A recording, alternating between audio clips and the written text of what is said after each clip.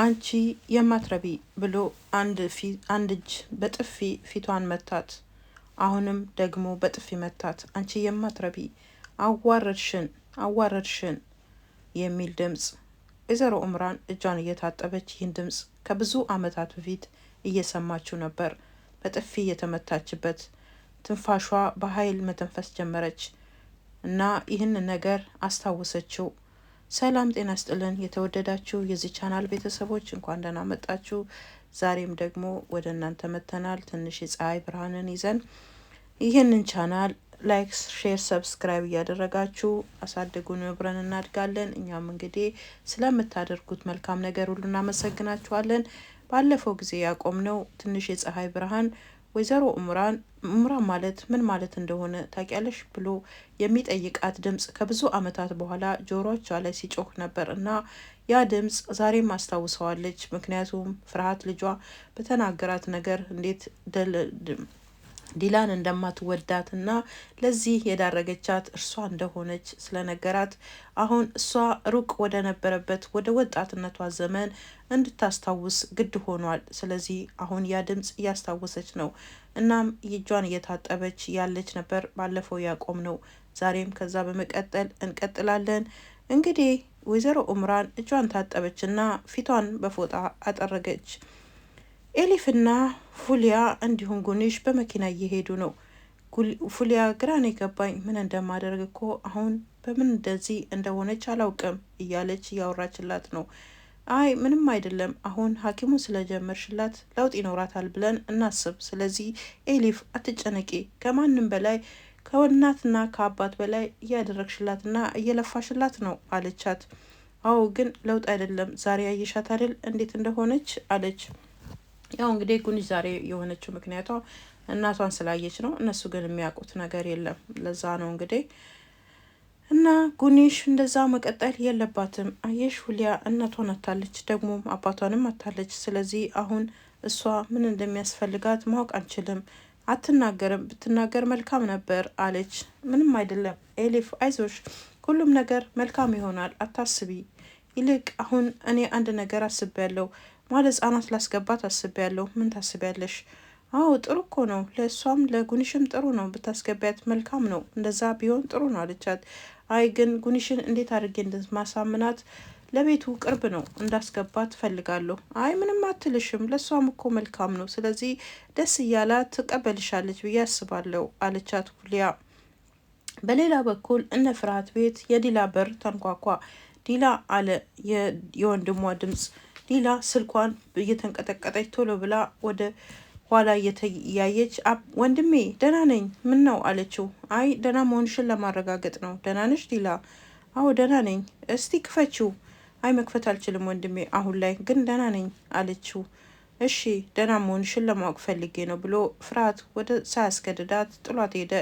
ዲላ ስልኳን አሁንም ድጋሚ አንሳችና ወደ ኤልማዝ ደወለች። ይልማዝ በዛኛው ጫፍ እየተዝናና አቤት የኦፕራሲዮን ክፍል ኃላፊ ይልማዝ አላት እየተረጋጋ። እሷ ግን የተረጋጋ ድምጽ የላትም። በጣም በኃይለኛ እየተነፈሰች ይልማዝ አሁኑኑ ወደ ቤቱ መምጣት አለበት አለችው። ምንድነው እያልሽ ያለሽው አላት። ይኸውልህ እየነገርኩህ ነው፣ የአእምሮ ሆስፒታል ሊወስዱኝ ነው፣ እዛ ሊዘጉብኝ ነው። ስለዚህ አሁኑኑ መጥተህ ከዚህ ልታስወጣኝ ይገባል፣ ገባህ አለችው።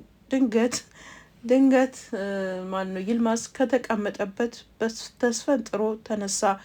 ይሄማ ሊሆን አይችልም፣ ምንድን ነው የምታወሪው አለ። ተረጋጊ ዲላ ይውልሽ እያለ ራሱ ደንግጧል። ግን ዲላ ለማረጋጋት ሞከረ። ማን ላይ ነው የሚዘጋው? ተረጋጊ ገባሽ? አሁን እኔ እመጣለሁ እዛው፣ ከዛ ወዴትም አትሄጂም፣ አረጋጋሻለሁ። የምታረጊውን እንደዚህ እኔ እዚህ ጋር አለሁ። አየሽ እኔ ይልማዝ እዚህ ጋር አለሁ። በቀላሉ የሚሆን ነገር አይደለም። ማንም ማን ላይ መዝጋት አይችልም። ገብቶሻል አይደል? መጣው፣ አረጋጋሻለሁ። የትም እንዳትሄጂ። ያለቀለት ጉዳይ ነው ይልማዝ፣ ትሰማለህ? ያለቀለት ጉዳይ ነው። ሆስፒታል ሊያስገቡኝ ነው፣ ቶሎ ና አለችው። እሺ ተረጋጊ ውዴ ብሎ ብድግ ብሎ ስልኩን ከዘጋ በኋላ ኮቱን አንስቶ እነዚህ እብዶች ሁላቸውም እብዶች እያለ ወደ በሩ ሲጣደፍ ሱዴ የት ነው አለችና ከበሩን ከፍታ ገባች።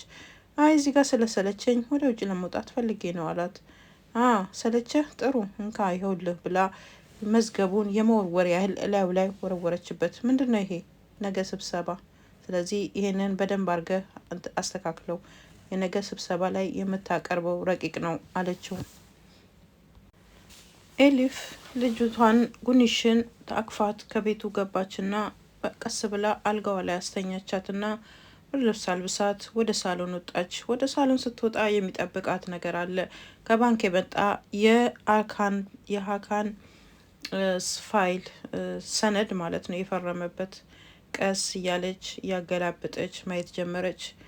በሌላ በነ ፍርሃት ቤት ደግሞ ፍርሃት ውጭ ላይ ቁጭ ብሏል። አየር እየወሰደ ነው። ስልኩን አነሳና ወደ ኤሊፍ መልእክት ጻፈ።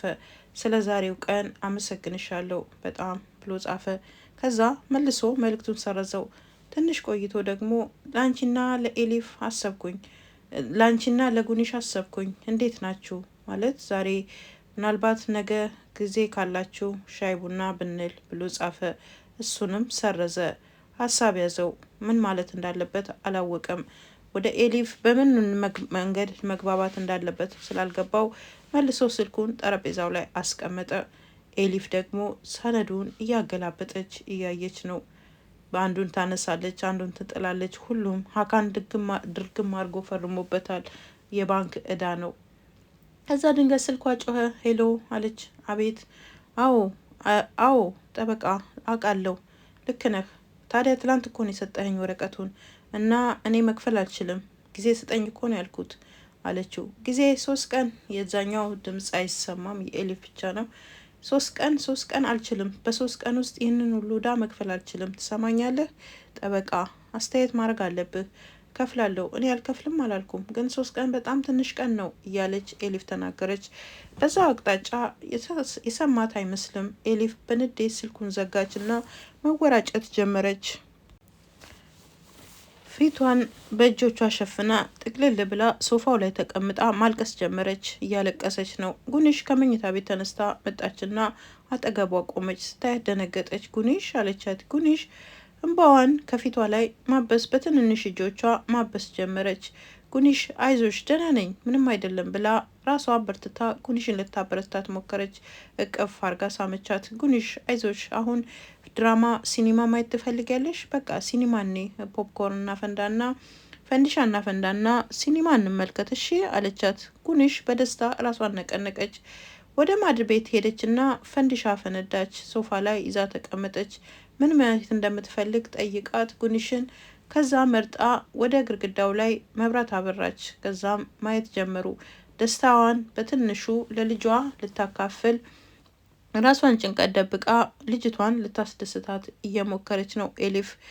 በሌላ አቅጣጫ እነ ፍርሃት ቤት እቺ ዲላ ወደ አባቷ ክፍል ገባችና በአልጋ ላይ የተተኛውን አባቷን መናገርና መሰንፈስም መናገርና ማውራት የማይችለው መንቀሳቀስ የማይችለውን ፓራላይዝድ አባቷን ጠጋ ብላ እጆቹን ያዘችና አባቴ በድጋሚ ሊሄድ ነው፣ ይቅርታ አርግልኝ፣ ምንም ማድረግ አልችልም፣ ስለዚህ ሊሄድ ነው አለችውና ይቅርታ አርግልኝ አባቴ ደህና ሁን ብላ እጁን ስማ በትንሽዬ ሻንጣ ውስጥ ልብሷን ይዛ በጓሮ በር ወጥታ ወደ ይልማዝ ሮጠች።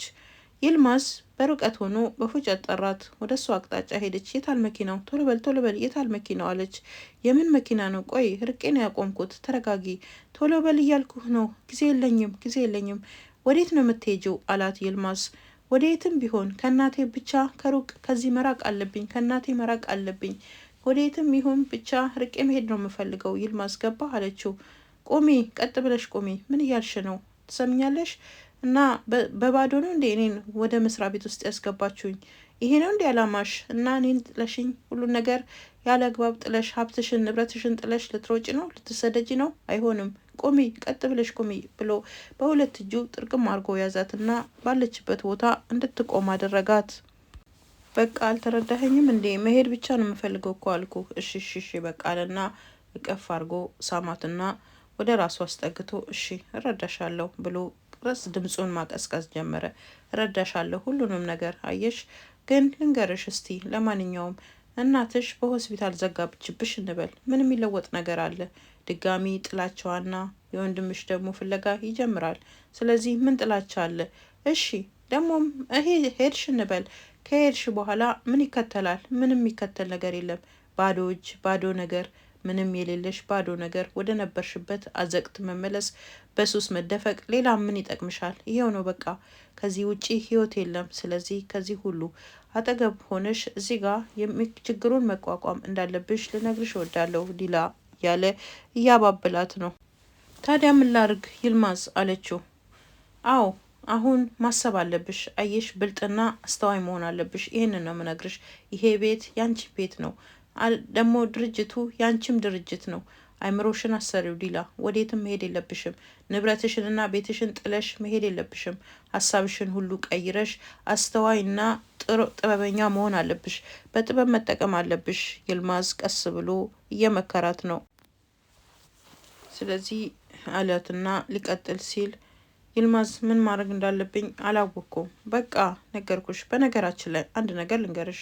ይህን ሁሉ ያደረሰችብሽ እናትሽን፣ ግፍ ያደረገችብሽን፣ በልጅነትሽ የጎዳችሽን፣ አሁንም እየተበቀለችሽ ያለችውን እናትሽን ስርዓት ማሳየት አትፈልጊም ስትል ሲላት ጊዜ ዲላ ደንገጥ ብላ ቆማለች።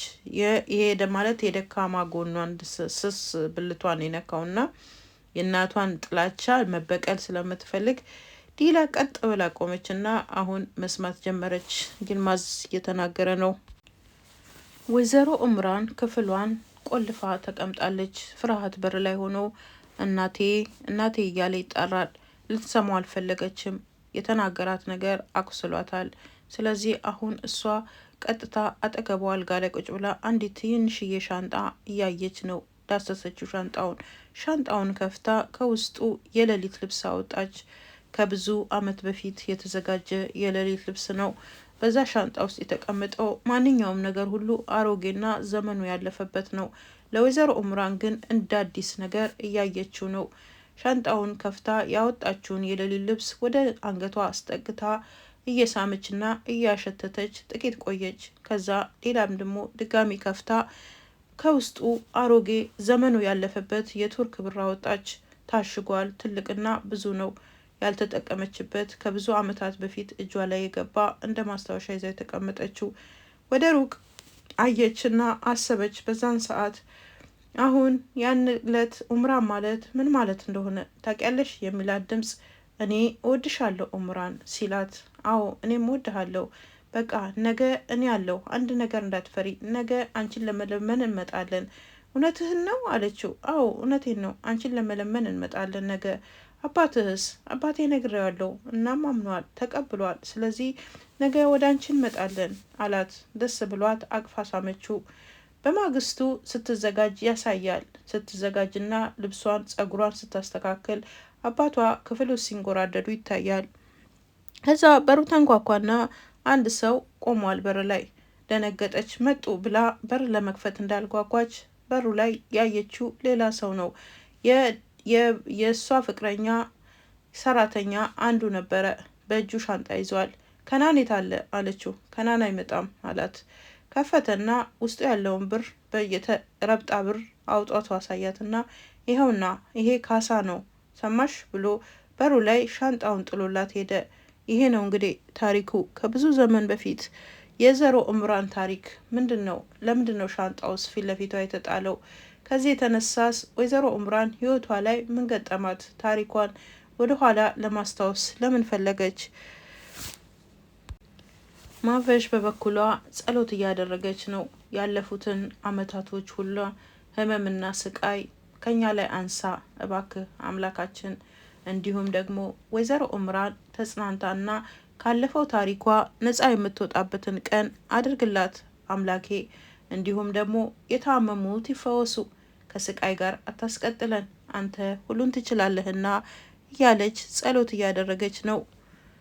እንግዲህ ዛሬ የትንሽ የፀሐይ ብርሃን በዚህ ይጠናቀቃል። በቀጣዩ ክፍል እስከምንገናኝ የዛሬውን ስላያችሁና ስለተከታተላችሁን ላይክም ስላደረጋችሁ እናመሰግናችኋለን። የወይዘሮ ኡምራንና የዲላ ጉዳይ ወዴት ያመራል? በሚቀጥለው እንገናኛለን። ጤና ስጥልን። መልካም ጊዜ